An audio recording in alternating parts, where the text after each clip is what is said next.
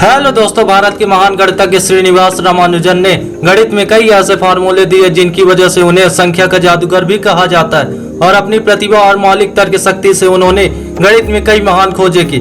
सिर्फ 12 वर्ष की उम्र में उन्होंने बिना किसी औपचारिक शिक्षा के मैथमेटिकल थ्योरम यानी गणित के सूत्रों की खोज शुरू कर दी थी।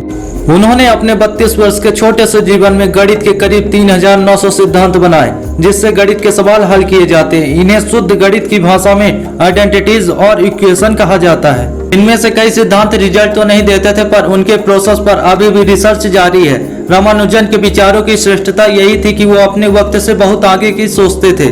रामानुजन के रिसर्च पेपर कई बार पत्र पत्रिकाओं में नहीं छपते थे, क्योंकि संपादक उनकी थ्योरी को समझ ही नहीं पाते थे।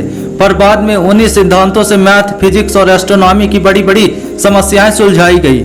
वर्ष 1919 में उन्होंने एक सिद्धांत की खोज की जिसे मॉक थीटा फंक्शन कहा जाता है। यह असंख्य यानी इनफाइनाइट हो जाने वाली गणना यानी कैलकुलेशन की समस्या को सुलझाने में काम आता है। लंबे समय तक इसे समझने के लिए दुनिया भर के वैज्ञानिक मेहनत करते रहे और वर्ष 2002 में पता चला कि ब्रह्मांड की सबसे बड़ी पहेली कहे जाने वाले ब्लैक होल को समझने के लिए मॉक थीटा फंक्शन का प्रयोग जरूरी है। यानी रामानुजन अपने समय से 83 वर्ष आगे चल रहे थे।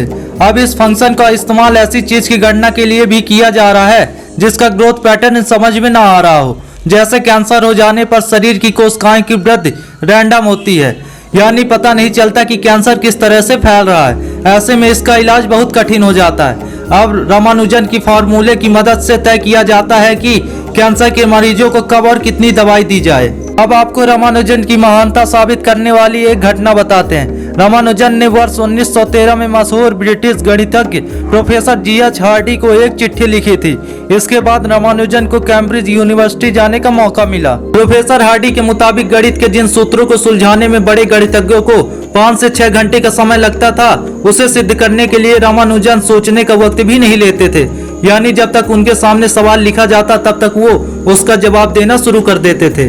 ब्रिटेन के प्रोफेसर हार्डी रामानुजन को दुनिया का सबसे महान गणितज्ञ मानते थे।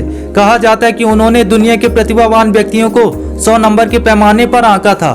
इस लिस्ट में उन्होंने खुद को सिर्फ 30 नंबर दिए, लेकिन रामानुजन को 100 में से 100 अंक दिए। आप इसे भारत की प्रतिभा को दिया गया महत्वपूर्ण सम्मान भी कह सकते हैं।